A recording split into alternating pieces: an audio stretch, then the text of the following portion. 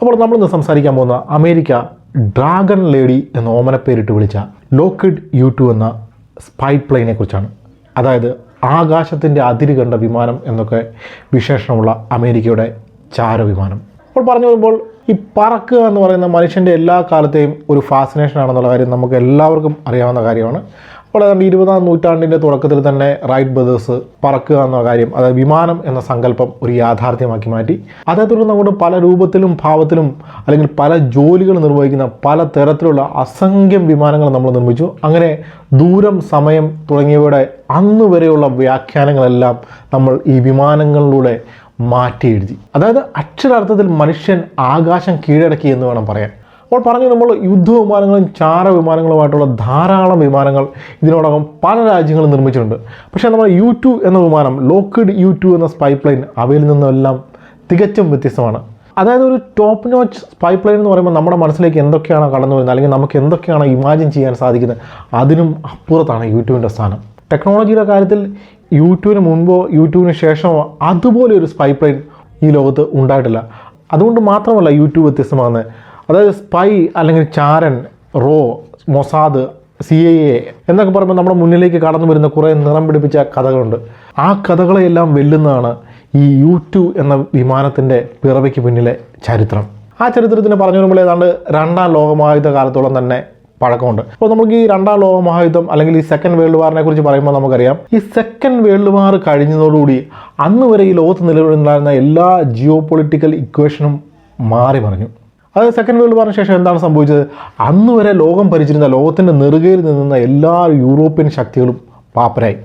European ശക്തികൾ പാപ്പരായി എന്ന് മാത്രമല്ല, ആ മഹായുദ്ധത്തിൽ ഒരു ചേരിയിൽ നിന്ന് ഹിറ്റ്ലർക്കെതിരെ യുദ്ധം ചെയ്ത അമേരിക്കയും USSRും ബദ്ധ ശത്രുക്കളായി മാറി. പിന്നീട് അങ്ങോട്ട് പതിറ്റാണ്ടുകളോളം ലോകത്തിൻ്റെ ഗതിവിഗതികളെ നിയന്ത്രിച്ചത് അല്ലെങ്കിൽ സ്വാധീനിച്ചത് ഈ 2 മഹാശക്തികൾ തമ്മിലുള്ള ശത്രുതയാണ്. അതായത് പിന്നീട് അങ്ങോട്ട് ലോകം സാക്ഷ്യം വഹിക്കുന്നത് ഏതാണ്ട് പതിറ്റാണ്ടുകളോളം നീണ്ടുനിന്ന ശീതയുദ്ധം എന്ന ഒരു പ്രതിഭാസത്തിനാണ്. അപ്പോൾ നമ്മൾ ഈ ശീതയുദ്ധം കൊടുമ്പിരി കൊണ്ടുവന്ന ആ കാലഘട്ടത്തെക്കുറിച്ച് പറയുകയാണെങ്കിൽ, അതായത് USSRൻ്റെ പ്രതാപ കാലഘട്ടം എന്ന് പറഞ്ഞു കഴിഞ്ഞാൽ USSR ഇരുമ്പ് മറ തീർത്ത് അവരുടെ അതിർത്തികൾ സംരക്ഷിച്ചിരുന്ന ഒരു കാലഘട്ടമാണ്. അതായത് കലമാർഗമോ ജലമാർഗമോ അല്ലെ ആകാശമാർഗമോ അല്ലെ എങ്ങനെയെങ്കിലും USSRനുള്ളിൽ നടക്കുന്ന എന്താണ്, USSRൻ്റെ ഉള്ളിലേക്ക് എത്തി നോക്കാൻ യാതൊരു നിർവാഹവും ഇല്ലാത്തൊരു കാലഘട്ടം. അപ്പോൾ സ്വാഭാവികമായി ഇത് അമേരിക്കയെ ആകെ ആകുലപ്പെടുത്തി. അതായത് ഏതൊരു സൈനിക ശക്തിയെ സംബന്ധിച്ചുള്ള ഏറ്റവും ഇമ്പോർട്ടൻ്റ് ആയിട്ടുള്ള ഇൻഫർമേഷൻ എന്ന് പറഞ്ഞാൽ അവരുടെ ശത്രുക്കളെ സംബന്ധിക്കുന്ന ഡീറ്റെയിൽഡ് ആയിട്ടുള്ള ഇൻഫർമേഷൻസാണ്. ഇത് കളക്ട് ചെയ്യാൻ അമേരിക്കയുടെ കയ്യിൽ യാതൊരു മാർഗവുമില്ല. ആ സമയത്ത് ഈ 50കളുടെ തുടക്കത്തിലൊക്കെ അമേരിക്കയുടെ കയ്യിൽ USSRൻ്റെ ഇൻറ്റീരിയറിനെ കുറിച്ചുള്ള ആകെ ഉണ്ടായിരുന്ന ഇൻഫർമേഷൻ എന്ന് പറഞ്ഞു കഴിഞ്ഞാൽ, ഈ ഹിറ്റ്ലറുടെ നല്ല കാലത്ത് പുള്ളിയുടെ എയർഫോഴ്സ് ഉപയോഗിച്ച്, അതായത് ലുഫ്റ്റ്വാഫെ എന്ന് പറയുന്ന ആ ഫോഴ്സ് ഉപയോഗിച്ച് റഷ്യയുടെ ഇൻറ്റീരിയറിനെ സംബന്ധിക്കുന്ന ധാരാളം ഏരിയൽ ഫോട്ടോഗ്രാഫുകൾ എടുത്തായിരുന്നു. അപ്പോൾ ജർമ്മനി തോറ്റ അടിയറവ് പറഞ്ഞതോടുകൂടി ഈ സാധനം എല്ലാം അമേരിക്ക കിട്ടി. അപ്പം ഈ കാലഘട്ടത്തിൽ 50കളുടെ തുടക്കത്തിൽ ഈ ഇൻഫർമേഷൻ മാത്രമാണ് USSRനെ സംബന്ധിച്ച്, അല്ലെങ്കിൽ റഷ്യയുടെ ഇൻറ്റീരിയറിനെ സംബന്ധിച്ച് നമ്മളുടെ അമേരിക്കയുടെ ഉണ്ടായിരുന്ന ആകെപ്പാടെയുള്ള ഇൻഫർമേഷൻ എന്ന് പറഞ്ഞാൽ ഈ ഹിറ്റ്ലർ എടുത്ത ഏരിയൽ ഫോട്ടോഗ്രാഫുകൾ മാത്രമായിരുന്നു. അപ്പോൾ ഈ 40കളിലൊക്കെ എടുത്ത ഫോട്ടോഗ്രാഫാണിത്.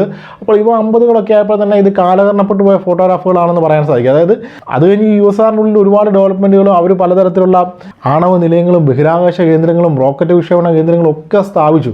ഇതിനെക്കുറിച്ചുള്ള യാതൊരു ഇൻഫർമേഷനും അമേരിക്കയുടെ കയ്യിൽ ഇല്ലായിരുന്നു ആ സമയത്ത്. അതുകൊണ്ട് തന്നെ അമേരിക്കയെ സംബന്ധിച്ചിടത്തോളം എങ്ങനെയെങ്കിലും എന്തെങ്കിലും ഒരു മാർഗത്തിലൂടെ ഈ USSRനുള്ളിൽ എന്താണ് നടക്കുന്നതെന്ന് അറിഞ്ഞാൽ മാത്രമേ ഒരു മനസ്സമാനം കിട്ടത്തുള്ളൂ, അല്ലെങ്കിൽ അവർക്ക് മുന്നോട്ടുള്ള കാര്യങ്ങൾ പ്ലാൻ ചെയ്യാൻ സാധിക്കത്തുള്ളായിരുന്നു.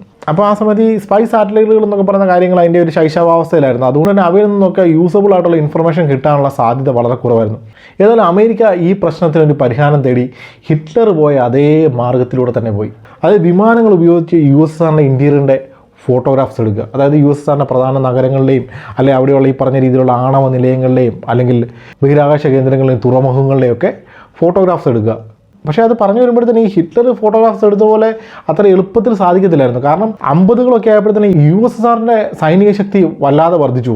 സൈനിക ശക്തി എന്ന് പറഞ്ഞാൽ ആയുധങ്ങളുടെ കാര്യത്തിൽ ഏതാണ്ട് അമേരിക്കയ്ക്കൊപ്പമോ അമേരിക്കയ്ക്ക് മുന്നിലോ ആയിരുന്നു USSRൻ്റെ അക്കാലത്തെ സ്ഥാനം. അതായത് MiG-17 ഇന്റർസെപ്റ്റർ പോലുള്ള വിമാനങ്ങൾ കാവൽ നിൽക്കുന്ന USSRന്റെ അതിർത്തി ഭേദിച്ച് പരിക്കുകളൊന്നും കൂടാതെ തിരിച്ചു വരാൻ ശേഷിയുള്ള വിമാനങ്ങൾ അമേരിക്കയുടെ പക്കൽ അന്ന് നന്നേ കുറവായിരുന്നു. അതുതന്നെയല്ല USSRന്റെ അതിർത്തി അല്ലെങ്കിൽ ഏതൊരു രാജ്യത്തിന്റെ അതിർത്തി ഒരു മിലിറ്ററി എയർക്രാഫ്റ്റ് അല്ലെങ്കിൽ ഒരു ഫൈറ്റർ വിമാനം ഉപയോഗിച്ച് ഭേദിച്ച് അകത്ത് കടന്നു കഴിഞ്ഞാൽ അതൊരു ആക്ട് ഓഫ് വാറായിട്ട് കണക്കാക്കുകയും പിന്നീട് അങ്ങോട്ട് സംഭവിക്കാൻ പോകുന്ന ഒരു മഹായുദ്ധമായിരിക്കും. അതായത് ആ സമയത്ത് അമേരിക്കയുടെ ഒരു മിലിറ്ററി എയർക്രാഫ്റ്റ് USSRന്റെ അതിർത്തി ഭേദിക്കുകയാണെങ്കിൽ പിന്നെ അങ്ങോട്ട് സംഭവിക്കാൻ പോകുന്ന മൂന്നാം ലോകമഹായുദ്ധമായിരിക്കും. അത് അമേരിക്കയ്ക്ക് നന്നായി അറിയാമെന്ന് മാത്രമല്ല, അങ്ങനെ ഒരു യുദ്ധം ഉണ്ടായിക്കഴിഞ്ഞാൽ ഈ ഹിരോഷിമയിലും നാഗസാക്കിയിലും ഒക്കെ വീണതിനേക്കാളും 10 ഇരട്ടി ശേഷിയുള്ള ബോംബുകൾ അമേരിക്കയുടെ പല മഹാനഗരങ്ങളിലും വീണ് പൊട്ടും, കാര്യങ്ങൾ വൃത്തികേടാവും.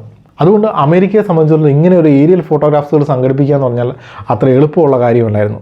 അങ്ങനെ അതിനെക്കുറിച്ച് കൂലങ്കഷമായിട്ട് ചിന്തിച്ച അമേരിക്കയിലെ വിദഗ്ധർ ഇതിനൊരു പരിഹാരമായിട്ട് നിർദ്ദേശിച്ചതാണ് ഈ MiG-17 എന്ന് പറയുന്ന ഇൻ്റർസെപ്റ്റർ. അത് ആ കാലത്ത് ലോകത്തിലെ ഏറ്റവും മികച്ച ഇൻ്റർസെപ്റ്ററുകളിൽ ഒന്നാണ്. അതിൽ എത്തിപ്പിടിക്കാൻ സാധിക്കാത്ത ഉയരത്തിൽ പറക്കുന്ന ഒരു വിമാനം നിർമ്മിക്കുകയാണെങ്കിൽ ഈ പറഞ്ഞ കാര്യം സാധിക്കും.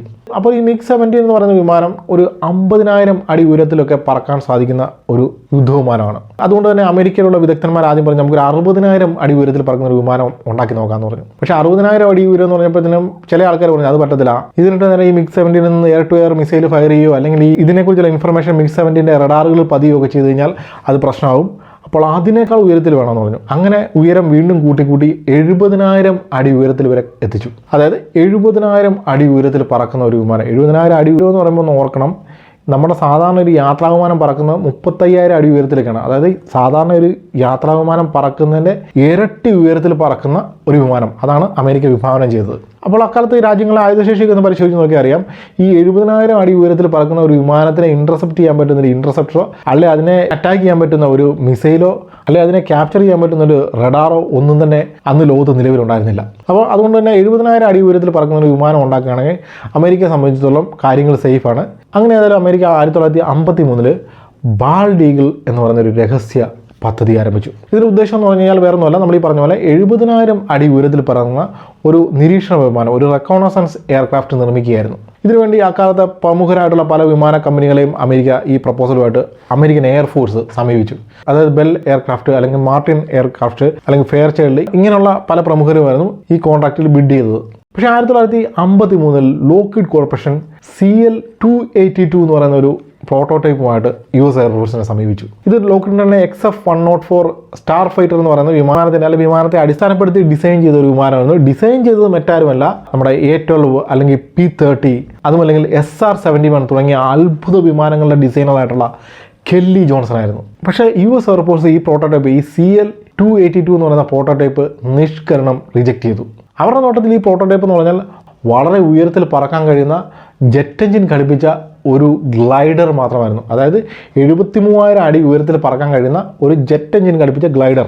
ഇതിന് പ്രോപ്പറായിട്ടുള്ള ഒരു ലാൻഡിംഗ് ഗിയർ പോലും ഇല്ലായിരുന്നു എന്നുള്ളതാണ് സത്യം. അതായത് ലാൻഡിംഗ് ഗിയർ ഇല്ലാഞ്ഞാൽ മറ്റൊന്നും കൊണ്ടല്ല, കെല്ലി ജോൺസൺ ഈ വിമാനത്തിൽ നിന്ന് മാക്സിമം വെയിറ്റ് കുറച്ച് ഒരു optimum power to weight ratio കൊണ്ടുവന്ന് അല്ലെങ്കിൽ power thrust to weight ratio കൊണ്ടുവന്ന് ഈ വിമാനത്തിനെ വളരെ അനായാസം വളരെ ഫ്യൂവൽ എഫിഷ്യൻ്റായിട്ട് ഇത്ര ഉയരത്തിൽ എത്തിക്കാൻ വേണ്ടിയാണ് അങ്ങനെ ചെയ്തിരുന്നത്. അത് മനസ്സിലായിട്ടാണോ മനസ്സിലാഞ്ഞിട്ടാണെന്നോ അറിയില്ല, US എയർഫോഴ്സ് ഈ കെല്ലി ജോൺസന്റെ ഡിസൈൻ റിജക്റ്റ് ചെയ്തുകൊണ്ട് ബെൽ എയർ സമർപ്പിച്ച X-60 എന്ന് പറയുന്ന പ്രോട്ടോടൈപ്പ് അക്സെപ്റ്റ് ചെയ്യായിരുന്നു. പക്ഷേ അത് കഴിഞ്ഞ് അങ്ങോട്ട് സംഭവിച്ചത് വളരെ അപ്രതീക്ഷിതമായിട്ടുള്ള ചില കാര്യങ്ങളാണ്. അതായത് ഈ പറഞ്ഞ ബാൾഡ് ഈഗിൾ എന്ന് പറയുന്ന ഈ രഹസ്യ പദ്ധതിയുടെ പിന്നിലുണ്ടായിരുന്നത് US എയർഫോഴ്സ് മാത്രമല്ല, US എയർഫോഴ്സിനെ മുന്നിൽ നിർത്തിക്കൊണ്ട് ഈ കളി മുഴുവൻ കളിച്ചത് CIA എന്ന് പറയുന്ന അമേരിക്കൻ ചാര സംഘടനയായിരുന്നു. അപ്പോൾ CIA ഈ ഡിസൈൻ പരിശോധിച്ചപ്പോൾ അവർക്ക് മനസ്സിലായി ഈ ജോൺസന്റെ ഡിസൈനാണ് ബെല്ലിൻ്റെ ഡിസൈനേക്കാളും നല്ലതെന്ന്. അതായത് ഈ ജോൺസന്റെ പ്രോട്ടോടൈപ്പ് ഈ CL-282 എന്ന് പറയുന്ന പ്രോട്ടോടൈപ്പിന് നമ്മുടെ ഈ ബെൽ എയറിൻ്റെ പ്രോട്ടോടൈപ്പിനേക്കാളും ഉയരത്തിൽ പറക്കാൻ സാധിക്കും, അതിന് വെയിറ്റ് കുറവാണ്. അത് തന്നെയല്ല, ഇതിൻ്റെ റഡാർ ക്രോസ് സെക്ഷൻ, അതൊരു സ്പൈ പ്ലെയിനെ സംബന്ധിച്ച് ഏറ്റവും ഇമ്പോർട്ടൻ്റ് ആയിട്ടുള്ള കാര്യമാണ് റഡാർ ക്രോസ് സെക്ഷൻ. ഇത് ഈ പറഞ്ഞ ജോൺസൺ സമർപ്പിച്ച പ്രോട്ടോടൈപ്പിന് വളരെ കുറവായിരുന്നു. ഒരു 50കളുടെ സ്റ്റാൻഡേർഡുകൾ വെച്ച് നോക്കുമ്പോഴത്തേന് വളരെ കുറവായിരുന്നു. അതുകൊണ്ട് തന്നെ CA ഉടൻ തന്നെ ജോൺസനെ വിളിച്ചിട്ട് പറഞ്ഞു നമുക്ക് സാധനം ഇഷ്ടപ്പെട്ടിട്ടുണ്ട്, എത്രയും പെട്ടെന്ന്, അതായത് 1953 ഈ സംഭവം നടക്കുന്നത്, 1954 ഒറ്റ വർഷത്തെ സമയം തരാം, ആ ഒറ്റ വർഷത്തിൻ്റെ സമയത്തിനുള്ളിൽ 20 എയർക്രാഫ്റ്റ് നിർമ്മിച്ച് ഞങ്ങൾക്ക് തരണം എന്ന് പറഞ്ഞ് ജോൺസന് ഒരു $25 മില്യൺ ചെക്കും എഴുതി ഞാൻ കൊടുത്തു. പിന്നെ അങ്ങോട്ട് കാര്യങ്ങൾ നടന്നത് മിന്നൽ വേഗത്തിലായിരുന്നു. അതായത് നമുക്കറിയാം ഈ ലോക്ക്ഹീഡിൻ്റെ പ്രധാന ഈ രഹസ്യ വിമാനങ്ങളെല്ലാം നിർമ്മിക്കുന്നത് സ്കങ്ക് വർക്ക് എന്ന് പറയുന്ന സംഭവമാണ്. അപ്പോൾ ഈ സ്കങ്ക് വർക്കാണ് ഈ പറഞ്ഞ U-2ൻ്റെ, അന്നേരം U-2 എന്നുള്ള പേരൊന്നും വന്നിട്ടില്ല, CL-282ൻ്റെയും നിർമ്മാണം നടത്തിയത്. അപ്പോൾ 1954 ആയപ്പോഴത്തേനും ജോൺസൺ ഇതിൻ്റെ പണി അതീവ രഹസ്യമായിട്ട് ആരംഭിച്ചു. അങ്ങനെ അതീവ രഹസ്യമായിട്ട് സ്കങ്ക് വർക്കിൻ്റെ ടെക്നീഷ്യന്മാരെയും ടെക്നോളജിയും ഒക്കെ ഉപയോഗിച്ച് ഈ സാധനം കൊണ്ട് നിർമ്മിക്കാൻ തുടങ്ങി. പക്ഷേ ഇതെന്താണ് നിർമ്മിക്കുന്നുള്ള കാര്യം ജോൺസണും ചില പ്രമുഖ വ്യക്തികൾക്ക് മാത്രമേ അറിയത്തുള്ളായിരുന്നു. ഇമാതിരി സാധനം നിർമ്മിച്ച് ഒരു അവസാന ഘട്ടത്തിലേക്ക് എത്തിയപ്പോഴത്തേന് ഈ ടെക്നീഷ്യന്മാരെല്ലാം ഒഴിവാക്കിയിട്ട് പറഞ്ഞു മതി ഇവിടെ പണി നിർത്തിയേക്കാൻ പറഞ്ഞു. എന്നിട്ട് ഈ വിമാനം അഴിച്ച് പല പല പീസുകളാക്കിയിട്ട് ഇതിനെ ഫൈനൽ അസംബ്ലിക്കും ടെസ്റ്റിങ്ങിനും വേണ്ടിയായിട്ട് ഒരു രഹസ്യ സ്ഥലത്തേക്ക് മാറ്റി. രഹസ്യ സ്ഥലം എന്ന് പറഞ്ഞാൽ ഈ പരിപാടിക്ക് വേണ്ടി ഈ U2 എന്ന് പറയുന്ന വിമാനത്തിൻ്റെ ടെസ്റ്റിങ്ങിനും കാര്യങ്ങൾക്കും വേണ്ടി നേരത്തെ തന്നെ CIA നവേദ മരുഭൂമിയിൽ ഒരു സ്ഥലം അക്യൂർ ചെയ്ത്, ഒരു രഹസ്യ സങ്കേതം അക്യൂർ ചെയ്ത് അവിടെ ഒരു എയർബേസ് നിർമ്മിച്ചിട്ടുണ്ടായിരുന്നു. ഈ എയർബേസാണ് പിന്നീട് ഏരിയ 51 എന്ന പേരിൽ വിഖ്യാതമായ ആ പറഞ്ഞ ഏലിയൻസ് താമസിക്കുന്ന സ്ഥലം. അപ്പോൾ ഏതായാലും ജോൺസണും കൂട്ടർ ഈ സാധനമായിട്ട് ഏരിയ 51 പോയി. അതായത് ഈ നവേദയിലുള്ള ഈ എയർബേസിൽ കൊണ്ടുപോയി ഇതിൻ്റെ ടെസ്റ്റിങ്ങും കാര്യങ്ങളൊക്കെ നടത്തി. അപ്പോൾ ആ സമയമൊക്കെ ആയപ്പോഴത്തേന് ഇതിൻ്റെ പേര് U2 എന്നായി മാറിയിരുന്നു. അപ്പോൾ ഈ U2 എന്നുള്ള പേരല്ല, ഈ U എന്നുള്ള ലെറ്റർ കൊണ്ട് എന്താണ് അർത്ഥമാക്കുന്നുള്ള കാര്യം എനിക്ക് കൃത്യമായിട്ട് അറിയത്തില്ല. അതായത് നമുക്കറിയാം അമേരിക്കയുടെ എല്ലാ വിമാനങ്ങളിലെ ആ പേരിനൊരു സ്റ്റാൻഡർഡൈസേഷൻ ഉണ്ട്. അതിപ്പോൾ ഫൈറ്ററിൻ്റെ പേരാണെങ്കിൽ ഇത് F-ലായിരിക്കും സ്റ്റാർട്ട് ചെയ്യുന്നത്, F-16 അല്ലെങ്കിൽ F-14 അല്ലെങ്കിൽ F-22 എന്നൊക്കെയുള്ള നമ്പറുകളായിരിക്കും ഫൈറ്ററിന് കൊടുക്കുന്നത്. അതുപോലെ തന്നെ ബോംബർ ആകുമ്പോഴത്തേന് B-ലായിരിക്കും തുടങ്ങുന്നത്, അത് B-2 അല്ലെങ്കിൽ B-52 അങ്ങനെയൊക്കെയുള്ള B-യിൽ സ്റ്റാർട്ട് ചെയ്യുന്ന നമ്പറുകളായിരിക്കും. അതുപോലെ തന്നെ എക്സ്പെരിമെൻ്റൽ എയർക്രാഫ്റ്റ് ആണെങ്കിൽ X-ലായിരിക്കും തുടങ്ങുന്നത്. അതുപോലെ തന്നെ കാർഗോ പ്ലെയിനുകളാണെങ്കിൽ C-ലായിരിക്കും തുടങ്ങുന്നത്. അങ്ങനെയൊക്കെ നമ്പറിംഗ് ഉണ്ട്. അപ്പോൾ U-ൽ തുടങ്ങുന്നത് ഈ U എന്നുള്ള ലെറ്റർ കൊണ്ട് അമേരിക്ക ഉദ്ദേശിക്കുന്നത് ചിലപ്പോൾ യൂട്ടിലിറ്റി എയർക്രാഫ്റ്റ് എന്നുള്ളൊരു നമ്പറിംഗ് ആയിരിക്കും കൊടുത്തിരിക്കുന്നത്. പക്ഷേ ഇതൊരു യൂട്ടിലിറ്റി എയർക്രാഫ്റ്റ് അല്ല, ഇതൊരു റെക്കോണൻസൻസ് എയർക്രാഫ്റ്റ് അല്ലെങ്കിൽ ഒരു നിരീക്ഷണ വിമാനമാണ്. അപ്പോൾ അതിൽ രസകരമായ വസ്തു എന്താണെന്ന് വെച്ചാൽ ഈ U1 എന്നുള്ള നമ്പറിൽ ഒരു വിമാനമുണ്ട്, അതൊരു സീ പ്ലെയിനാണ്. അതുപോലെ തന്നെ U3 എന്നുള്ള നമ്പറിലും ഒരു വിമാനമുണ്ട്, അതൊരു മോണോപ്ലെയിനാണ്. US എയർഫോഴ്സിൻ്റെ കയ്യിലൊരു മോണോപ്ലെയിനാണത്.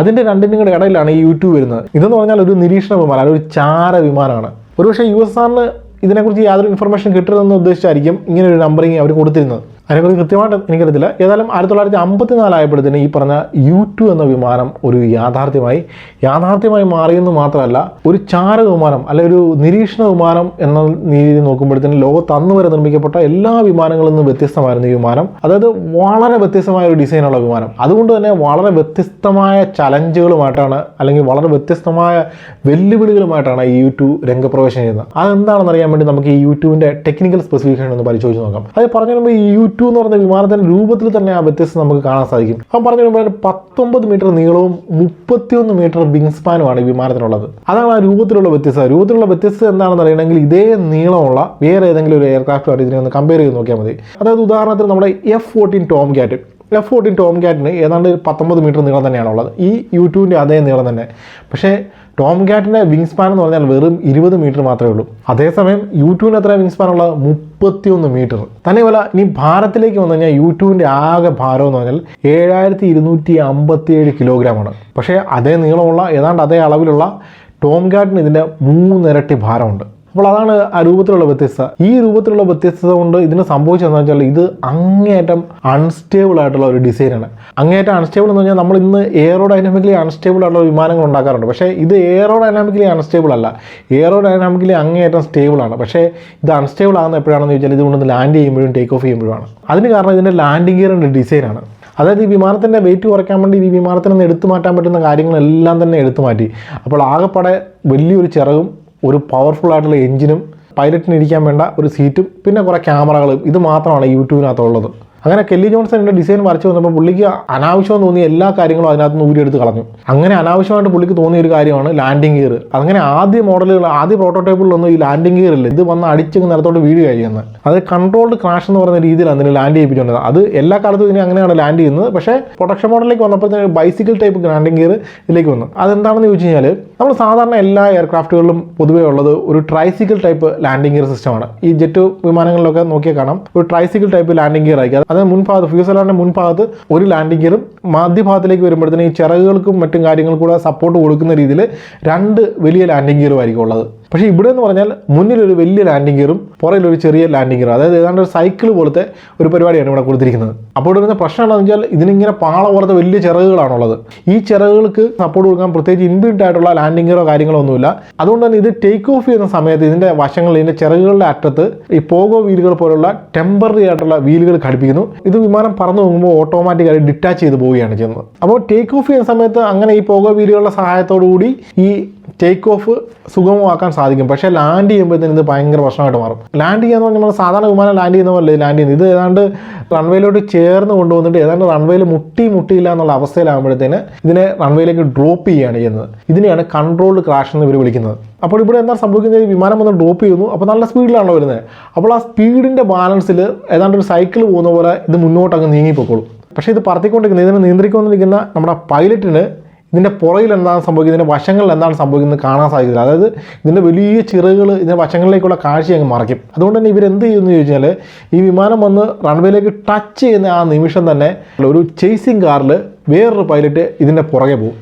അങ്ങേര് ഈ വിമാനം എങ്ങനെയാണ് പോകുന്നത്, ഏത് സൈഡിലോട്ടാണ് ഇത് ചെരിഞ്ഞ് പോയിക്കൊണ്ടിരിക്കുന്നത്, ഈ കാര്യങ്ങളൊക്കെ വയർലെസ്സിലൂടെ പൈലറ്റിന് പറഞ്ഞു കൊടുത്തുകൊണ്ടിരിക്കും. അങ്ങനെ ഈ ചേസിങ് കാറിൽ നിന്ന് ഈ പൈലറ്റ് കൊടുക്കുന്ന നിർദ്ദേശങ്ങൾ അടിസ്ഥാനപ്പെടുത്തിക്കൊണ്ടാണ് മെയിൻ പൈലറ്റ് ഈ വിമാനത്തെ മുന്നോട്ട് കൊണ്ടുപോകുന്നത്. അങ്ങനെ ഈ വിമാനത്തിന് വന്ന സ്പീഡ് ആയിട്ട് കുറഞ്ഞ് ഒരു നിശ്ചലാവസ്ഥയിലേക്ക് എത്തിക്കഴിയുമ്പോഴത്തേന് ഏതെങ്കിലും ഒരു വശത്ത് ചിറക് റൺവേയിൽ ടച്ച് ചെയ്ത് ഈ വിമാനം അങ്ങ് ചെരിഞ്ഞ് അവിടെ അങ്ങ് നിൽക്കും. അപ്പോഴേക്കും നമ്മുടെ ഗ്രൗണ്ട് ക്രൂ എല്ലാം കൂടെ ഓടി വന്നിട്ട് ഈ വിമാനത്തിൻ്റെ ചിറകിൽ തൂങ്ങി വിമാനത്തെ നേരെയാക്കി അതിൻ്റെ രണ്ട് വശങ്ങളിലും ഈ പറഞ്ഞ രീതിയിലുള്ള പോകോ വീലുകളൊക്കെ ഘടിപ്പിച്ച് ഇതിനെ പിന്നെ അങ്ങോട്ട് തള്ളി നീക്കിക്കൊണ്ട് എവിടെയാണ് പാർക്ക് ചെയ്യുന്നത് അതിൻ്റെ ഹാങ്ങറിൽ കൊണ്ട് എത്തിക്കുകയാണ് ചെയ്യുന്നത്. അപ്പോൾ അത്ര സങ്കീർണമായൊരു പ്രോസസ്സാണ് ഇതിൻ്റെ ടേക്ക് ഓഫും ലാൻഡിങ്ങും. ഇനി ഇതിൻ്റെ പറക്കലിലേക്ക് വരുമ്പോഴത്തേന് കാര്യങ്ങൾ അതിലും സങ്കീർണമാണെന്ന് പറഞ്ഞാൽ, ഇത് ഞാൻ പറഞ്ഞല്ലോ വലിയ ചിറകുകളൊക്കെ ഉള്ള സാധനമാണ്. അതിന് ഗ്ലൈഡർ പോലെ ആകാശത്തോടെ പറന്ന് നീങ്ങാൻ സാധിക്കുന്ന ഒരു വിമാനമൊക്കെയാണ് തത്വത്തിൽ. 1952 കാര്യമാണ് നമ്മൾ സംസാരിക്കുന്നത് ഓർക്കണം. അപ്പോൾ ആ കാലത്തിന് പവർ നൽകാൻ ആദ്യ കാലത്തിന് പവർ നൽകാൻ ഉപയോഗിച്ചിരുന്നത് പ്രാറ്റ് ആൻഡ് വൈറ്റിൻ്റെ J57 ടർബോജെറ്റ് എഞ്ചിനായിരുന്നു. അത് കഴിഞ്ഞ് പിന്നീട് വന്ന U2 മോഡലുകൾ, U2S പോലുള്ള മോഡലുകൾ അല്ലെങ്കിൽ TU2 എന്നൊക്കെ പറയുന്ന മോഡലിലൊക്കെ ജനറൽ ഇലക്ട്രിക്സിൻ്റെ എഞ്ചിനൊക്കെ വന്നിരുന്നു. അത് വളരെ പവർഫുൾ ആയിട്ടുള്ള എഞ്ചിനുകളാണ്. ഈ പറഞ്ഞ ആദ്യകാല മോഡലുകളെക്കാളും ഉയരത്തിലാണ് 80,000 അടി എടുത്തിട്ട് വളരെ മാരകമായ സ്പീഡിൽ പറക്കാൻ ശേഷിയുള്ള U2കളൊക്കെ ഇന്ന് അമേരിക്കയുടെ പക്കലുണ്ട്. നമ്മളിപ്പം പറയുന്ന 50കളിലെ U2ൻ്റെ കാര്യമാണ്. 50കളിലെന്ന് പറഞ്ഞാൽ 54, 56 കാലഘട്ടത്തിൽ ആദ്യം നിർമ്മിച്ച U2ൻ്റെ കാര്യമാണ് നമ്മളിപ്പം പറഞ്ഞുകൊണ്ടിരിക്കുന്നത്. അതിലുപയോഗിച്ചത് ഈ പറഞ്ഞ പ്രാറ്റ് ആൻഡ് വൈറ്റിൻ്റെ J57 എന്ന് പറയുന്ന എഞ്ചിനാണ്. ഇത് വളരെ പവർഫുൾ ആയിട്ടുള്ള എഞ്ചിനൊക്കെ തന്നെയാണ്. പക്ഷേ ഇവിടെ നിന്ന് പ്രശ്നം എന്താണെന്ന് വെച്ച് കഴിഞ്ഞാൽ, ഒരു വിമാനം ആകാശത്തൂടെ പറന്ന് നീങ്ങുക എന്ന് പറഞ്ഞു കഴിഞ്ഞാൽ 1-2 കാര്യങ്ങൾ ശ്രദ്ധിക്കണം. വളരെ ഫണ്ടമെൻ്റൽ ആയിട്ടുള്ള 1-2 കാര്യങ്ങൾ ശ്രദ്ധിക്കണം. അതായത് ഒരു വിമാനത്തിന് പറക്കാൻ സാധിക്കുന്ന ഏറ്റവും കുറഞ്ഞൊരു സ്പീഡുണ്ട്. അതിനെ നമ്മൾ സ്റ്റാൾ സ്പീഡ് എന്നാണ് വിളിക്കുന്നത്. അതായത് ഈ സ്റ്റാൾ സ്പീഡിനേക്കാളും കുറഞ്ഞൊരു സ്പീഡിൽ വിമാനം പറത്തുകയാണെങ്കിൽ, അല്ലെങ്കിൽ വിമാനത്തിൻ്റെ സ്പീഡ് സ്റ്റാൾ സ്പീഡിൽ നിന്നും താഴെ പോവുകയാണെങ്കിൽ വിമാനം ആകാശത്ത് നിന്നും തലയും കുത്തി താഴെ പോരും. അതായത് ആകാശത്ത് തന്നെ നിൽക്കാൻ സാധിക്കില്ല. അവിടുന്ന് ടോപ്പ് ചെയ്ത് വിമാനം താഴേക്ക് പോരും. ഇനി രണ്ടാമത് ഒരു സ്പീഡ് കൂടെ ഉണ്ട്. അതായത് വിമാനത്തിന് പറക്കാൻ കഴിയുന്ന മാക്സിമം സ്പീഡ്, അതിനെ നെവർ എക്സീഡ് സ്പീഡ് അല്ലെങ്കിൽ VNI എന്നാണ് വിളിക്കുന്നത്. ഇതിലും കൂടിയൊരു സ്പീഡില്ല. അതായത് നെവർ എക്സീഡ് സ്പീഡ് ക്രോസ് ചെയ്ത് കഴിഞ്ഞാൽ ആ വേഗത, ആ പ്രഷർ വിമാനത്തിൻ്റെ എയർ ഫ്രെയിം താങ്ങത്തില്ല. അത് ആകാശത്ത് വെച്ച് തന്നെ വിമാനം തകർന്നു പോകും. അപ്പോൾ ഈ ഒരു റേഞ്ചിന് ഉള്ളിലായിരിക്കണം വിമാനം എപ്പോഴും പറത്തേണ്ടത്. അതായത് സ്റ്റാൾ സ്പീഡിൽ നിന്ന് താഴെ പോകാൻ പാടില്ല, നെവർ എക്സീഡ് സ്പീഡിൽ നിന്നും മുകളിലും പോകാൻ പറ്റത്തില്ല. ഈ 2 സ്പീഡുകൾക്കിടയിൽ വേണം വിമാനം പറത്താൻ. അപ്പോൾ ഈ 2 സ്പീഡുകൾ തമ്മിൽ, സ്റ്റാൾ സ്പീഡും നെവർ എക്സീഡ് സ്പീഡും തമ്മിലുള്ള ആ ഗ്യാപ്പ് അത് എത്രത്തോളം വലുതാകുന്നോ അത്രത്തോളം പൈലറ്റിനെ സംബന്ധിച്ചോളം നല്ലതാണ്. അപ്പോൾ ഉദാഹരണം പറയുകയാണെങ്കിൽ ഒരു കാര്യങ്ങൾ മനസ്സിലാക്കാൻ വേണ്ടി ഞാൻ പറഞ്ഞുതരാം. അതായത് നമ്മൾ സാധാരണ ഉപയോഗിക്കുന്ന യാത്രാ വിമാനങ്ങളൊക്കെ ഉണ്ടല്ലോ, അതിൻ്റെ ഒരു സ്റ്റാൾ സ്പീഡ് എന്ന് പറഞ്ഞു കഴിഞ്ഞാൽ ഏതാണ്ട് 200 മുതൽ ഒരു 260 അല്ലെങ്കിൽ 270 km/h ആണ്. അതേസമയം നെവർ എക്സീഡ് സ്പീഡ് എന്ന് പറയുന്നത് അത് 900 km/h മേളിലാണ്. 900 അല്ലെങ്കിൽ 960, 970, 980 ആ സ്പീഡിലൊക്കെയാണ്. അപ്പോൾ ഈ 2 സ്പീഡുകൾ തമ്മിലുള്ള ഗ്യാപ്പ് എന്ന് പറഞ്ഞാൽ ഏതാണ്ട് 700 km/h ആണ്. അപ്പോൾ പൈലറ്റിന് വിമാനം പറത്താൻ ഒരു 700 km/h എന്നുള്ളൊരു ഗ്യാപ്പ് കിട്ടുകയാണ്. പുള്ളിക്ക് വേഗത വേണമെങ്കിൽ ഒരു 260 km വരെ കൊണ്ടുവരാം, വേണമെങ്കിൽ ഇത് കൂട്ടി 900 km വരെ കൂട്ടുകയും ചെയ്യാം. അങ്ങനെ ഒരു വലിയ റേഞ്ച് പുള്ളിക്ക് കിട്ടുകയാണ്. പക്ഷേ ഈ U2ൻ്റെ കാര്യത്തിൽ സംഭവം വളരെ വ്യത്യസ്തമായിരുന്നു. അപ്പോൾ അത് U2ൻ്റെ സ്റ്റാൾ സ്പീഡ്, അത് ആദ്യകാലത്തെ U2ൻ്റെ സ്റ്റാൾ സ്പീഡ് എന്ന് പറഞ്ഞാൽ 65 നോട്ടാണ്. 65 നോട്ട് എന്ന് പറഞ്ഞാൽ 120 km/h. ഇത് വേണമെങ്കിൽ ഒരു 10 നോട്ടും കൂടെ കൂട്ടാം. അതായത് ഒരു 19 km/h അല്ലെങ്കിൽ 20 km/h കൂടെ കൂട്ടാം. ആ റേഞ്ചിൽ അതിൻ്റെ നെവർ എക്സീഡ് സ്പീഡാകും. അതായത് 120 km/h കുറയാനും പാടില്ല, 140 km മുകളിൽ പോകാനും സാധിക്കത്തില്ല. ആ ഒരു ചെറിയ ഗ്യാപ്പിൽ വേണം ഈ വിമാനം പറത്താൻ. അത് പറത്തുന്നത് എവിടെയാണ്? 70,000 അടി ഉയരത്തിലാണ്. അവിടെ വെച്ച് ഒന്ന് അങ്ങോട്ടോ ഇങ്ങോട്ടോ പോയി കഴിഞ്ഞാൽ വിമാനത്തിൻ്റെ കാര്യം കട്ടപ്പുകയാവും. അപ്പോൾ ഈ 70,000 അടി ഉയരത്തിൽ പറക്കുക, 70,000 അടി ഉയരത്തിലാണ് ഇത് പറക്കുന്നതൊക്കെ ഞാൻ കുറേ നേരമായി പറയാൻ തുടങ്ങിയിട്ട്. അപ്പോൾ ഈ 70,000 അടി ഉയരം എന്നൊക്കെ പറഞ്ഞു കഴിഞ്ഞാൽ ഏതാണ്ട് ശൂന്യാകാശത്തിന് തുല്യമായ ഒരു അവസ്ഥയായിരിക്കും അവിടെ ഉള്ളത്. അതായത് അന്തരീക്ഷം എന്ന് പറയുന്ന സാധനം പൊടി പോലുമില്ല കണ്ടുപിടിക്കാമെന്നുള്ള അവസ്ഥയിലായിരിക്കും. അവിടെ എയർ പ്രഷറും ഓക്സിജൻ്റെ ലെവലും ഒക്കെ വളരെ കുറവായിരിക്കും. അപ്പോൾ അങ്ങനെ ഒരു കണ്ടീഷനിൽ അതിസാഹസികമായിട്ട് ഈ വിമാനം പറത്തിക്കൊണ്ടിരിക്കുന്ന ഈ പൈലറ്റിൻ്റെ ജീവൻ പിടിച്ചു നിർത്തണമെങ്കിൽ ഈ പൈലറ്റിന് ഒരു ബഹിരാകാശ സഞ്ചാരിക്ക് കൊടുക്കുന്ന രീതിയിലുള്ള കാര്യങ്ങളൊക്കെ കൊടുക്കേണ്ടതായിട്ട് വരും. അതായത് U2ൻ്റെ പൈലറ്റ് എന്ന് പറഞ്ഞാൽ പുള്ളി സാധാരണ ഒരു പൈലറ്റിൻ്റെ യൂണിഫോമിലൊന്നുമല്ല ഇരിക്കുന്നത്. ഒരു ബഹിരാകാശ സഞ്ചാരി എന്താണോ ധരിക്കുന്നത് ആ തരത്തിലുള്ള സ്പേസ് സൂട്ടുകളൊക്കെ ധരിച്ചുകൊണ്ടാണ് ഈ വിമാനം പറത്തുന്നത്. എന്നിട്ട് പോലും പല പൈലറ്റുമാർ ഇത്ര ഉയരത്തിലൂടെ ഈ വിമാനം പറക്കുമ്പോൾ ബ്ലാക്ക് ഔട്ട് ആയി പോയിട്ടുള്ള സംഭവങ്ങളൊക്കെ ഉണ്ടായിട്ടുണ്ട്. അത് അതിനെക്കുറിച്ച് പറയുന്നതാണ് ഈ U2 എന്ന് പറയുന്നൊരു വിമാനം ഒരു പൈലറ്റ് 8 മണിക്കൂർ തുടർച്ചയായിട്ട് പറത്തുകയാണെങ്കിൽ അയാളുടെ ശരീരഭാരത്തിൻ്റെ 5% കുറയുമെന്നാണ് പറയുന്നത്. അതായത് ഒരു ഉദാഹരണത്തിന് ഇങ്ങനെ പറയാം, 100 കിലോ ഉള്ളൊരു പൈലറ്റ് ഈ U2വുമായിട്ട് ആകാശത്തേക്ക് പോയി പുള്ളി ഒരു 8 മണിക്കൂർ നേരം തുടർച്ചയായിട്ട് ഈ വിമാനം പാത്തിട്ട് തിരിച്ചു വരികയാണെങ്കിൽ അങ്ങേരുടെ ശരീരഭാരം 95 കിലോ ആയിട്ട് മാറും. അങ്ങനെ 5-6 തവണ വർത്തി കഴിയുമ്പോഴത്തേന് ഈ 100 കിലോ ഭാരമുള്ള പൈലറ്റ് ഒരു 50 കിലോ ഭാരമുള്ള മനുഷ്യനായിട്ട് മാറും. അത് ഞാൻ വെറുതെ ഒരു ഉദാഹരണത്തിന് പറഞ്ഞാണ്. അങ്ങനെ തുടർച്ചയായിട്ടൊന്നും 5-6 തവണ 8 മണിക്കൂർ വീതം ഈ വിമാനം പറത്താൻ ആരെയും അനുവദിക്കത്തില്ല. അപ്പം നമ്മൾ പലതവണ പറഞ്ഞു U2 എന്ന് പറഞ്ഞാൽ നിരീക്ഷണ വിമാനമാണ്, അല്ലെ സ്പൈ വിമാനമാണ്. ഇതിൽ പേലോഡായിട്ട് പ്രത്യേകിച്ച് ആയുധങ്ങളൊന്നും തന്നെ വഹിക്കാറില്ല. ഇതിൽ പേലോഡ് എന്ന് പറഞ്ഞു കഴിഞ്ഞാൽ ക്യാമറകളാണ്. അപ്പോൾ മിഷൻ സ്പെസിഫിക് ആയിട്ടുള്ള പല ക്യാമറകളും പല കാലഘട്ടങ്ങളിൽ ഉപയോഗിച്ചിട്ടുണ്ട്. പല കാലഘട്ടങ്ങളിലൊന്നും ആദ്യകാലത്ത് ഫിലിമിട്ട് ഫോട്ടോ എടുക്കുന്ന ക്യാമറകളൊക്കെ ആയിരുന്നു ഉപയോഗിച്ചിരുന്നത്.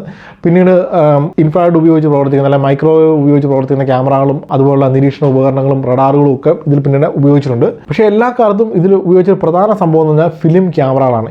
ഇപ്പോഴും ഇതിലെ പ്രധാന സെൻസർ എന്ന് പറഞ്ഞാൽ ഫിലിം ക്യാമറകളാണ്. അതായത് അതിനെക്കുറിച്ച് പറയുന്നത് 1800 മീറ്റർ ഫിലിമുമായിട്ടാണ് ഓരോ തവണയും U2 ആകാശത്തേക്ക് പറന്നു വരുന്നതാണ്. അപ്പോൾ എന്തുകൊണ്ടാണ് ഈ ഡിജിറ്റൽ യുഗത്തിലും ഫിലിം ക്യാമറകൾ ഉപയോഗിക്കുന്നത് വെച്ച് കഴിഞ്ഞാൽ അതിനെക്കുറിച്ച് പല സോഴ്സുകളും പറയുന്നത് ഇത് വളരെ ക്രിസ്പായിട്ടുള്ള, വളരെ ക്രിസ്റ്റൽ ക്ലിയർ ആയിട്ടുള്ള ഇമേജുകൾ എടുക്കണമെങ്കിൽ അത് ഡിജിറ്റൽ സെൻസറുകൾ ഉപയോഗിച്ച് സാധിക്കത്തില്ല, അതിന് ഫിലിം തന്നെ വേണം എന്നൊക്കെയാണ്. ആ ഇൻഫർമേഷൻ എത്രയാണ് കൃത്യമാണെന്ന് എനിക്കറിയത്തില്ല. ഏതായാലും ഇത്രയും മനസ്സിലാക്കുക, U2 പേലോഡുകൾ എന്ന് പറഞ്ഞു കഴിഞ്ഞാൽ ക്യാമറകളും അതുപോലുള്ള ഉപകരണങ്ങളുമാണ്. അപ്പോൾ ഏതായാലും 70,000 അടി ഉയരത്തിൽ പറക്കുന്ന ഇതുപോലൊരു വിമാനം നിർമ്മിച്ചു. അത് വളരെ സക്സസ്ഫുള്ളി അവർ ടെസ്റ്റിങ്ങും കാര്യങ്ങളൊക്കെ നടത്തി ഇതിനെ റെഡിയാക്കിയെങ്കിലും ഇതും കൊണ്ട് USSRന്റെ ആകാശത്തേക്ക് പറന്നു ചെല്ലാൻ അമേരിക്കയ്ക്ക് പേടിയായിരുന്നു.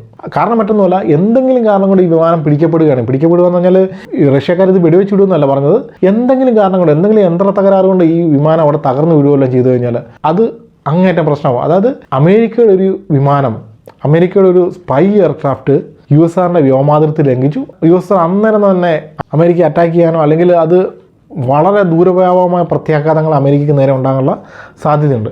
അതുകൊണ്ട് തന്നെ അമേരിക്കയിലുള്ള ചില വിദഗ്ധന്മാർ, ഈ CIA ചില ആൾക്കാർ പറയും നമുക്ക് ഇംഗ്ലീഷ് അറിയാമത്തെ പൈലറ്റുകൾ ഉപയോഗിച്ച് പറത്താമെന്ന് പറഞ്ഞു. അപ്പോൾ ഇംഗ്ലീഷ് അറിയാമത്തെ അമേരിക്കക്കാരെന്ന് പറഞ്ഞാൽ അവൻ ഒന്നെങ്കിൽ ഊമയായിരിക്കും. അപ്പോൾ ഊമയായിട്ടുള്ള പൈലറ്റിനെ ഉപയോഗിച്ചത് എങ്ങനെയാണ് പറത്തുന്നത്? അതുകൊണ്ട് അമേരിക്കക്കാർ അതല്ല ഉദ്ദേശിച്ചത്. അവർ അമേരിക്കക്കാരല്ലാത്ത പൈലറ്റുകൾ, അതായത് ഗ്രീസിൽ നിന്നും പോളണ്ടിൽ നിന്നൊക്കെ ഹയർ ചെയ്ത പല പൈലറ്റുകളെ ഉപയോഗിച്ച് ഇത് USSRലേക്ക് പറത്താനുള്ള ശ്രമം നടത്തി. അപ്പോൾ എന്ത് സംഭവിച്ചു കഴിഞ്ഞാൽ ഈ ഗ്രീസിൽ നിന്നും പോളണ്ടിൽ നിന്നൊക്കെ വന്ന അമ്മമാർക്ക് ഇംഗ്ലീഷ് എന്ന് പറയുന്ന ഭാഷ അറിയാനേ പറ്റത്തില്ലാത്ത ആൾക്കാരെ അമ്മമാർ കൊണ്ടുവന്നത്. അതുകൊണ്ട് തന്നെ ഇവരുമായിട്ട് CIAക്ക് കൃത്യമായിട്ട് കമ്മ്യൂണിക്കേറ്റ് ചെയ്യാൻ പറ്റാതെ വന്നതുകൊണ്ട് അവർ ആ പദ്ധതി അങ്ങ് ഉപേക്ഷിച്ചു. അതുകൊണ്ട് തന്നെ പിന്നെ അവർ ചെയ്തതെന്ന് വെച്ചാൽ സിവിലിയൻ പൈലറ്റുകൾ ഉപയോഗിച്ചത് പറത്താനുള്ളൊരു ശ്രമമാണ്. അപ്പോൾ സിവിലിയൻ പൈലറ്റ് എന്ന് പറഞ്ഞാൽ നേരെ സിവിലിയൻ പൈലറ്റിനെ ഉപയോഗിച്ച് പറത്തുക എന്നല്ല ഉദ്ദേശിച്ചത്.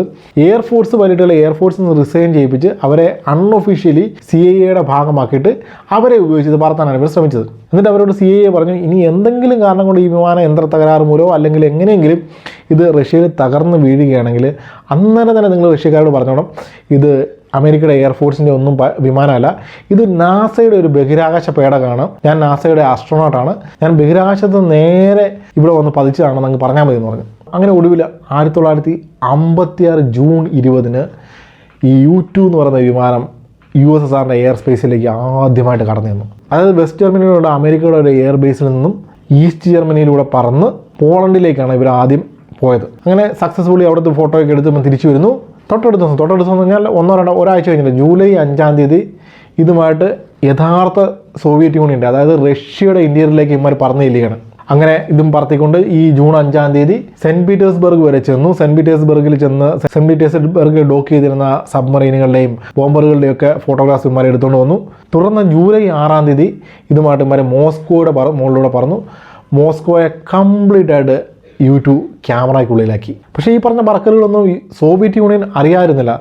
അതായത് ഈ പറഞ്ഞ 2 ദിവസവും MiG-17 ഉപയോഗിച്ച് അവർ ഇതിനെ ഇൻ്റർസെപ്റ്റ് ചെയ്യാൻ ശ്രമിച്ചു. ഇതിന് നേരെ മിസൈലുകളൊക്കെ അയച്ചു നോക്കി. പക്ഷേ ഇത്രയും ഉയരത്തിൽ 70,000 അടി ഉയരത്തിലൂടെ ഇത് പറന്നുകൊണ്ട് തന്നെ ആ ഓൾട്ടിറ്റ്യൂഡ് U2നെ സേവ് ചെയ്തു. പക്ഷേ USSR വെറുതെ ഇരുന്നില്ല. USSR പല അന്താരാഷ്ട്ര ഫോറങ്ങളിലും ഇതിനെക്കുറിച്ച് ശബ്ദമുയർത്തി. അവർ പറഞ്ഞു അമേരിക്കയുടെ ഒരു ഹൈ ഓൾട്ടിറ്റ്യൂഡ് ബോംബർ, ഇത് സ്പൈ പ്ലെയിനാണെന്ന് അവർക്ക് മനസ്സിലായില്ല. അവർ പറഞ്ഞു അമേരിക്കയുടെ ഒരു ഹൈ ഓൾട്ടിറ്റ്യൂഡ് ബോംബർ നിരന്തരമായിട്ട് ഞങ്ങളുടെ എയർ സ്പേസ് ക്രോസ് ചെയ്ത് വരുന്നുണ്ട്, ഇതിനെതിരെ എന്തായാലും ശക്തമായുള്ള നടപടികൾ ഞങ്ങൾ സ്വീകരിക്കും എന്നുള്ള രീതിയിലൊക്കെ ഇവർ പറഞ്ഞു നോക്കി. എന്നാൽ അമേരിക്ക അതിനെ ശക്തമായിട്ട് നിഷേധിച്ചു. അതായത് ആ സമയത്ത് അമേരിക്കയുടെ പ്രസിഡന്റ് ഐസനോവർ പറഞ്ഞു ഞങ്ങളുടെ ഒരു മിലിറ്ററി എയർക്രാഫ്റ്റും ഇന്നേ നാഴിക വരെ USSRന്റെ എയർ സ്പേസ് ക്രോസ് ചെയ്തിട്ടില്ലെന്ന് പറഞ്ഞു. പുള്ളി ആണായിട്ട് അങ്ങ് പറഞ്ഞ കാര്യം ഒരു തരത്തിൽ നോക്കിയ സത്യമാണ്. അതായത് ഈ പറഞ്ഞ എയർക്രാഫ്റ്റ് മിലിറ്ററി എയർക്രാഫ്റ്റ് അല്ല, ഇതിൻ്റെ യഥാർത്ഥ മുതലാളി എന്ന് പറഞ്ഞാൽ അത് CIA ആണ്. അമേരിക്കൻ എയർഫോഴ്സിനോ അമേരിക്കൻ മിലിറ്ററിക്കോ ഇതുമായിട്ട് യാതൊരു കണക്ഷനുമില്ല. ഏതായാലും ഇതിന് ശേഷം ഈ 2 പറക്കലിന് ശേഷം അമേരിക്ക ഇതും കൊണ്ട് തൽക്കാലം USSRന്റെ അതിർത്തിയിലേക്ക് എങ്ങും ചെന്നില്ല. അവരിതിനെ U2നെ എല്ലാം നേരെ മിഡിൽ ഈസ്റ്റിലേക്ക് മാറ്റി. അതായത് ആ സമയത്ത് ഇസ്രായേലിൽ സംഘർഷം നടക്കുകയാണ്. അതായത് നമ്മുടെ ഈ ഈജിപ്റ്റ് ഇസ്രായേലിനെ ആക്രമിച്ച സംഭവം, ഈ സൂയസ് കനാൽ ക്രൈസിസ് എന്നൊക്കെ പറയുന്ന സംഭവം നടക്കുന്നത് ഈ ഒരു കാലഘട്ടത്തിലാണ്. അപ്പോൾ അതിൻ്റെ ഭാഗമായിട്ടുള്ള നിരീക്ഷണങ്ങളും മറ്റും നടത്താൻ വേണ്ടി ഈ യൂട്യൂബ് വിമാനങ്ങൾ വ്യാപകമായിട്ട് മിഡിൽ ഈസ്റ്റിലേക്ക് കൊണ്ടുപോയി. അങ്ങനെ ലെബനോണിൻ്റെ, ഇസ്രായേലിൻ്റെ, അതുപോലെ ഈജിപ്തിൻ്റെയൊക്കെ ആകാശത്തായിരുന്നു പിന്നീട് കുറേ കാലം യൂട്യൂബ്. പക്ഷേ അതിനിടയ്ക്ക് പലതവണ CIA അമേരിക്കൻ ഗവൺമെൻറ് മോഡ് സമ്മർദ്ദം ചെലുത്തുന്നുണ്ട്. അവർക്ക് ഈ USSRനെ സംബന്ധിക്കുന്ന ഇൻഫർമേഷൻ ഇനിയും വേണം, അതിനുവേണ്ടി യൂട്യൂബ് പറത്തണമെന്നൊക്കെ പറഞ്ഞിട്ട് ഈ കാലഘട്ടത്തിൽ പലപ്പോഴും സമ്മർദ്ദം ചെലുത്തുന്നുണ്ട്. പക്ഷേ ഐസനോവർ പ്രസിഡന്റ് ഇതിനെ ശക്തമായിട്ട് നിഷേധിച്ചു. അങ്ങനെയാണ് 1960 ആയപ്പോഴത്തന്നെ ഈ CIAയുടെ സമ്മർദ്ദം താങ്ങാൻ വയ്യാതെ അമേരിക്കൻ ഗവൺമെൻറ് USSRന് മുകളിലൂടെ യൂട്യൂബ് പറത്താൻ അനുവാദം കൊടുക്കുകയാണ്. അതായത് ഈ തവണ USSRനെ അതിൻ്റെ പ്രാന്തപ്രദേശങ്ങളെ സംബന്ധിക്കുന്ന സകല ഡേറ്റകളും കളക്ട് ചെയ്യാൻ വേണ്ടി ഒരു വലിയ പ്ലാനാണ് ഇവർ ഉണ്ടാക്കിയത്. അതായത് പാകിസ്ഥാനിലെ കറാച്ചിയിൽ നിന്നും പറന്ന് പൊങ്ങി USSRന്റെ മുകളിലൂടെ പറന്ന് നോർവേയിൽ ചെന്നിട്ട് അവിടുന്ന് നേരെ തിരിച്ച് വീണ്ടും USSRന്റെ മുകളിലൂടെ പറന്ന് തിരിച്ചു വരാനുള്ള ഒരു പ്ലാനാണ് ഇവർ ഉണ്ടാക്കിയത്. സാധാരണ ഒരിക്കൽ പറന്നു കഴിഞ്ഞാൽ ആ പാത്തിലൂടെ തിരിച്ചു വരുന്ന പരിപാടിയില്ല. ഇത്തവണ കുറച്ചുകൂടെ അഗ്രസീവായിട്ട് USSRനെ കംപ്ലീറ്റ് സ്കാൻ ചെയ്യാൻ വേണ്ടി ഇവരിങ്ങനൊരു ഓപ്പറേഷൻ 1960 പ്ലാൻ ചെയ്തു. അങ്ങനെ 1960 മെയ് 1 ഈ U2 26 മിഷന് വേണ്ടി പറത്തിലുള്ള യൂട്യൂബിൻ്റെ ചരിത്രത്തിലെ ഏറ്റവും എക്സ്പീരിയൻസ്ഡ് ആയിട്ടുള്ള പൈലറ്റ്, അദ്ദേഹത്തിൻ്റെ പേര് ഫ്രാൻസിസ് ഗാരി പവേഴ്സ് എന്നാണ്. ഫ്രാൻസിസ് ഗാരി പവേഴ്സ് പാകിസ്ഥാനിൽ നിന്നും നമ്മുടെ യൂട്യൂബുമായിട്ട് പറന്ന് റഷ്യയിലേക്ക് ചെല്ലുകയാണ്. അപ്പോൾ നമുക്കറിയാം ഈ മെയ് 1 1960 മെയ് 1 പോകുന്നത്. ഈ മെയ് എന്ന് പറഞ്ഞാൽ നമുക്കറിയാം നമ്മുടെ നാട്ടിലൊക്കെ മെയ് ദിനമാണ്. ഇപ്പോൾ റഷ്യയിലും മെയ് ദിനം അവിടെ ഒരു നാഷണൽ ഹോളിഡേ ആണ്. ഹോളിഡേ എന്നല്ല, അവിടെ വലിയ ആഘോഷങ്ങളൊക്കെ നടത്തുന്ന ഒരു വലിയ സംഭവമാണ്. അതുകൊണ്ട് തന്നെ ആ ദിവസം 1960 മെയ് 1 റഷ്യയുടെ ആകാശത്ത് വിമാനങ്ങൾ നന്നേ കുറവായിരുന്നു. അപ്പോൾ ഈ പറഞ്ഞ യൂട്യൂബ് വിമാനം റഷ്യയുടെ വ്യോമാതിർത്തി ലംഘിച്ചപ്പോൾ തന്നെ അവരുടെ റഡാറുകൾക്ക് കാര്യം പിടികിട്ടി. അതായത് ആ സമയമൊക്കെ അപ്പോൾ റഷ്യയുടെ റഡാറുകളും കാര്യങ്ങളൊക്കെ വളരെ ശക്തമായി. 1960 ഓർക്കണം, 50 കഴിഞ്ഞിട്ട് 10 വർഷമോടെ കഴിഞ്ഞു. അപ്പോൾ അവിടെ വലിയ ശക്തമായിട്ടുള്ള റഡാർ സംവിധാനങ്ങളൊക്കെ റഷ്യയിലെ പല ഭാഗങ്ങളിലും അവർ സ്ഥാപിച്ചിട്ടുണ്ടായിരുന്നു. അവരുടെ റഡാറുകൾക്ക് സാധനം പിടികിട്ടി. അന്നേരം തന്നെ ഈ റഷ്യയുടെ സൈനിക ഉദ്യോഗസ്ഥന്മാർ അവരുടെ ടോപ്പ് ഒഫീഷ്യൽസിന് വിവരം കൊടുക്കുകയാണ്, ഇതുപോലൊരു സാധനം U2 എന്ന് പറയുന്ന ആ പറഞ്ഞ സാധനം നമ്മുടെ അതിർത്തിയിലേക്ക് വന്നിട്ടുണ്ട്, ഇവരുടെ എന്ത് ചെയ്യണമെന്ന് ചോദിച്ചു. അപ്പോൾ അവർ പറഞ്ഞു സാറല്ല അവനെയും കയറ്റി വിടാൻ പറഞ്ഞു. അങ്ങനെ നമ്മുടെ ഫ്രാൻസിസ് ഗാരി പവേഴ്സ് ഈ U2 4 മണിക്കൂർ നേരം പറത്തി സെൻട്രൽ റഷ്യ വരെ എത്തി. അവിടെ വെച്ച് റഷ്യക്കാർ വേണ്ടി പണി കൊടുത്തു. അതായത് ഒരു S-75 അല്ലെങ്കിൽ അമേരിക്ക SA-2 എന്ന് വിളിക്കുന്ന സർഫസ് ടു എയർ മിസൈൽ ഇതിന് നേരെ ഫയർ ചെയ്തു. മിസൈലിന് പിഴച്ചില്ല, വിമാനം തകർന്നു. പാരച്യൂട്ട് ഉപയോഗിച്ച് എജക്റ്റ് ചെയ്ത് രക്ഷപ്പെട്ട ഫ്രാൻസിസ് പവേഴ്സ് റഷ്യയുടെ പിടിയിലായി. പുള്ളി പിടിയിലായപ്പോൾ തന്നെ പറഞ്ഞു, ഇത് ഞാൻ അമേരിക്കയുടെ എയർഫോഴ്സിൻ്റെയോ അല്ലെങ്കിൽ അമേരിക്കൻ മിലിറ്ററിയുടെ ഭാഗമായിട്ടുള്ള ഒരാളെയല്ല, ഞാൻ നാസയുടെ ഒരു പരിവേഷകനാണ്, ഇത് നാസയുടെ പരിവേഷണ വിമാനമാണ്, നിങ്ങൾ തെറ്റിദ്ധരിക്കരുത് എന്നൊക്കെ പുള്ളി പറഞ്ഞു നോക്കി. പക്ഷേ റഷ്യക്കാർ സംഭവം സംഭവിച്ചില്ല. അമ്മാർ ഇങ്ങനെ പിടിച്ച് തടവിലാക്കി. പിന്നീട് പുള്ളിയെ ഉപേക്ഷിച്ച് ചർച്ചകളൊക്കെ പറഞ്ഞ് അമേരിക്ക മോചിപ്പിക്കുന്നൊക്കെ ഉണ്ട്. എന്നാലും അമേരിക്കയ്ക്ക് അത് വളരെ വലിയ നാണക്കേടായിട്ട് മാറി. അതായത് അമേരിക്കയ്ക്ക് അന്താരാഷ്ട്ര സമൂഹത്തിന് മുന്നിൽ ഇത് സമ്മതിക്കേണ്ടി വരികയാണ്. ഞങ്ങൾ വർഷങ്ങളായി, ഏതാണ്ട് 10 വർഷത്തോളമായിട്ട് ഇത്തരം സ്പൈ വിമാനങ്ങൾ ഉപയോഗിച്ച് USSRൽ ചാരപ്രവർത്തനം നടത്തുകയായിരുന്നു അമേരിക്കയ്ക്ക് അന്താരാഷ്ട്ര വേദിയിൽ സമ്മതിക്കേണ്ടതായിട്ട് വന്നു. അതൊരു 3-ാം ലോകമഹായുദ്ധത്തിലേക്കൊന്നും വഴിതെളിച്ചില്ല. എന്നിരുന്നാലും അമേരിക്കയ്ക്ക് അങ്ങേയറ്റം നാണക്കേടായി. അമേരിക്ക പിന്നെ ഈ U2 എന്ന് പറയുന്ന വിമാനമായിട്ട് USSRൻ്റെ 7 അയലത്ത് ചെന്നിട്ടില്ല. പിന്നെ അമേരിക്കയ്ക്ക് USSRൻ്റെ ഇടയിലേക്ക് U2 കടന്നു വരുന്നത് പിന്നെ 1962 ഈ ക്യൂബൻ മിസൈൽ ക്രൈസിസ് കാലഘട്ടത്തിലാണ്. അതായത് USSR അമേരിക്കയ്ക്ക് പണി കൊടുക്കാൻ വേണ്ടി ക്യൂബയിൽ ആണവ മിസൈലുകൾ സ്ഥാപിച്ചു. ഇതിൻ്റെ ഫോട്ടോ എടുക്കാൻ വേണ്ടി അമേരിക്ക U2 വിമാനങ്ങൾ ഉപയോഗിച്ചു. പക്ഷേ ഈ മിഷൻ്റെ ഭാഗമായിട്ട് ഉപയോഗിക്കപ്പെട്ട ഒരു U2 വിമാനം ഇവർ മിസൈൽ അയച്ച് താഴെയിട്ടു. അങ്ങനെ അന്ന് ആ വിമാനം പറത്തിയ പൈലറ്റ് കൊല്ലപ്പെടുകയുണ്ടായ ഒരു ദാരുണമായിട്ടുള്ള സംഭവം ഈ ശീതയുദ്ധ കാലത്ത് ഉണ്ടായിട്ടുണ്ട്. പക്ഷേ പിന്നീട് അങ്ങോട്ട് പലതരത്തിലുള്ള നിരീക്ഷണങ്ങളും പരീക്ഷണങ്ങളും ഒക്കെ നടത്താൻ വേണ്ടി അമേരിക്ക ഈ U2 വിമാനം ഉപയോഗിച്ചു. ഇത് നാസ പല പര്യവേഷണങ്ങൾക്കുമായിട്ട് ഉപയോഗിച്ചു. അത് തന്നെയുമല്ല, ഇത് വളരെ എഫക്റ്റീവായിട്ട് പല രക്ഷാപ്രവർത്തനങ്ങൾക്ക് ഉപയോഗിച്ചിട്ടുണ്ടാകും. ഉദാഹരണം പറഞ്ഞാൽ 2011 മാർച്ച് 11 നമ്മുടെ ജപ്പാനിൽ ഭൂകമ്പം ഉണ്ടാവുകയും അവിടുത്തെ ആണവ നിലയം തകരുകയൊക്കെ ചെയ്തത്. ഈ ആണവ നിലയത്തിൻ്റെ ചിത്രങ്ങൾ പകർത്താൻ ഉപയോഗിച്ചത് ഈ U2 വിമാനമാണ്. ആ ഇൻഫർമേഷനെ അടിസ്ഥാനപ്പെടുത്തിയാണ് ഈ ആണവ നിലയവുമായിട്ട് ബന്ധപ്പെട്ട് നടന്ന രക്ഷാപ്രവർത്തനങ്ങളൊക്കെ പ്ലാൻ ചെയ്തത്. അപ്പോൾ ഏതായാലും ഇന്ന് US എയർഫോഴ്സും അതുപോലെ നാസയും ഒക്കെ വളരെ ആക്റ്റീവായിട്ട് ഈ U2 വിമാനം ഉപയോഗിക്കുന്നുണ്ട്. അപ്പോഴാണ് 1955 മുതൽ 1989 വരെയാണ് ഈ U2 വിമാനങ്ങളുടെ പ്രൊഡക്ഷൻ നടന്നിട്ടുള്ളത്. അങ്ങനെയാണ് 104ഓളം U2 വിമാനങ്ങൾ നിർമ്മിക്കപ്പെട്ടിട്ടുണ്ടെന്നാണ് ഔദ്യോഗികമായിട്ടുള്ള കണക്ക്. അപ്പോൾ ഇന്ന് നമുക്കറിയാം നമ്മുടെ പക്കൽ സ്പൈ സാറ്റലൈറ്റുകളുണ്ട്, അതുപോലെ ഡ്രോണുകളുണ്ട്, ഹൈ ഓൾട്ടിറ്റ്യൂഡ് ഡ്രോണുകളുണ്ട്. വളരെ എഫിഷ്യൻ്റായിട്ട് നിരീക്ഷണം നടത്താനും അതുപോലെ വിവരങ്ങൾ ചോർത്താനും അതുപോലെ ആയുധങ്ങൾ പ്രയോഗിക്കാനും ഒക്കെ ശേഷിയുള്ള ഡ്രോണുകൾ ഇന്ന് പല എയർഫോഴ്സുകളുടെ പക്കലുണ്ട്. എന്നിട്ടും ഈ U2 വിമാനങ്ങൾ അമേരിക്ക ഇന്നും വളരെ വ്യാപകമായിട്ട് ഉപയോഗിക്കുന്നുണ്ട്. അതായത് ഇതിനെക്കുറിച്ച് ആദ്യം പറഞ്ഞത് 2011 ആകുമ്പോഴത്തേന് ഈ U2 വിമാനങ്ങൾ പൂർണ്ണമായിട്ടും സർവീസിൽ നിന്ന് വിരമിക്കുന്നതാണ്. ഇപ്പോൾ 2011 കഴിഞ്ഞു, 2021 കഴിഞ്ഞു, എന്നിട്ടും യൂട്യൂബ് വിമാനങ്ങൾ സർവീസുണ്ട്. 2023 ഈ യൂട്യൂബ് വിമാനങ്ങൾ പൂർണ്ണമായിട്ടും പിൻവലിക്കുന്ന അമേരിക്ക ഒരിക്കലും അവകാശപ്പെട്ടിരുന്നു. പക്ഷേ ഇതുവരെ അത് പിൻവലിച്ചു എന്നുള്ളതിനെക്കുറിച്ച് യാതൊരു ഇൻഫർമേഷനും ഇല്ല. ഇപ്പോഴും അമേരിക്കൻ എയർഫോഴ്സിൽ അല്ലെങ്കിൽ നാസയുടെ പക്കൽ ഇത് ആക്റ്റീവായിട്ട് സർവീസ് നടത്തുന്നുണ്ടെന്നാണ് നമുക്ക് ലഭിക്കുന്ന വിവരം. അപ്പോൾ അതിനെക്കുറിച്ച് ലോക്ക്ഹീഡ് കോർപ്പറേഷൻ പറയുന്നത് ഏതാണ്ട് 2050 ആയാലും ഈ വിമാനങ്ങൾ സർവീസിലുണ്ടാകും എന്നാണ്. അത് എന്തുകൊണ്ടാണെന്ന് ചോദിച്ചു കഴിഞ്ഞാൽ അത് അമേരിക്കൻ എയർഫോഴ്സിനും നാസയ്ക്കും അതുപോലെ ലോക്ക്ഹീഡ് കോർപ്പറേഷനും ഒക്കെ മാത്രം അറിയാവുന്ന എന്തോ വലിയ നിഗൂഢമായ രഹസ്യമാണ്. അപ്പോൾ ഏതായാലും ഇതാണ് ഡ്രാഗൺ ലേഡി എന്ന് അമേരിക്ക ഓമനപ്പേരിട്ട് വിളിച്ച ലോക്ക്ഹീഡ് U2 എന്ന വിമാനത്തിൻ്റെ കഥ. അപ്പോൾ തൽക്കാലം ഈ വീഡിയോ ഞാനിവിടെ അവസാനിപ്പിക്കുകയാണ്. വീഡിയോ എല്ലാവർക്കും ഇഷ്ടപ്പെട്ടായിട്ട് കരുതുന്നു. അപ്പോൾ ഇതിലും ഇൻഫർമേറ്റീവായ ഇതിലും ഇൻട്രസ്റ്റിംഗ് ആയ മറ്റൊരു വീഡിയോ ആയിട്ട് വീണ്ടും കാണാം. അതുവരെ ബൈ.